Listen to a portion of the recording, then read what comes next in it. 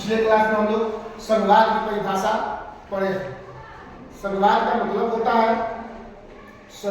सर्वोच्च सत्ता केंद्र सरकार और राज्य अर्थात उसके दो सांघिक इकाइयों के बीच बढ़ती होती है, उसे संघवाद कहा जाता है।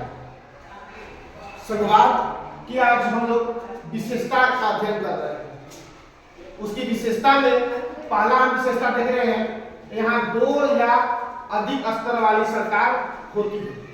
इस पॉइंट का मतलब है कि संघवाद उन देशों में लागू होते हैं जहां दो या अधिक स्तर वाली सरकारें होती हैं। उसके बाद अगला पॉइंट है, यहाँ अलग अलग स्तर की सरकारें एक ही नागरिक समूह पर शासन करती है।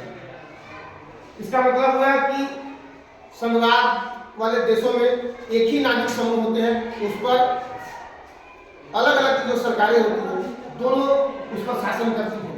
इसके साथ ही उसी नागरिक समूह पर कानून बनाती है, उन्हीं नागरिक समूहों के लिए कानून बनाती है और राजस्व का वसूली भी उसी नागरिक समूह से सरकारें करती है। यहाँ सभी स्तर के सरकारों का अधिकार क्षेत्र संविधान में उल्लेखित होता है।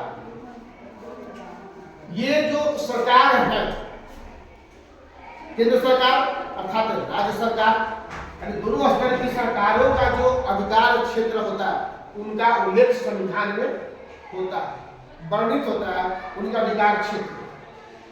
चलिए अगला कड़ी देखते हैं। संविधान के मौलिक प्रावधानों का कोई सरकार अकेले बदल नहीं सकता। कहने का मतलब है जो संविधान का मौलिक ढांचा होता है उसमें बदलाव अकेले सरकार नहीं कर सकती है, बल्कि दोनों सरकारों की सहमति जरूरी होता है। अगला पॉइंट, दोनों स्तर के सरकार में उत्पन्न विवाद को एससी सुलझाती है। एससी का मतलब होता है सुप्रीम कोर्ट। जब दोनों स्तर की सरकारों में किसी विषय को लेकर के विवाद उत्पन्न होती है तो उसको सुलझाने का काम सुप्रीम कोर्ट करता है। अगला पॉइंट, राजस्व के स्रोतों पर दोनों का अलग अलग अधिकार होता है। जो संघात्मक देश होगा वहाँ राजस्व के स्रोत होते हैं, उन पर दोनों सरकारों का अपना अलग अलग अधिकार होता है और वह स्वतंत्र होते हैं उन विषयों से अपना राजस्व वसूलने के लिए।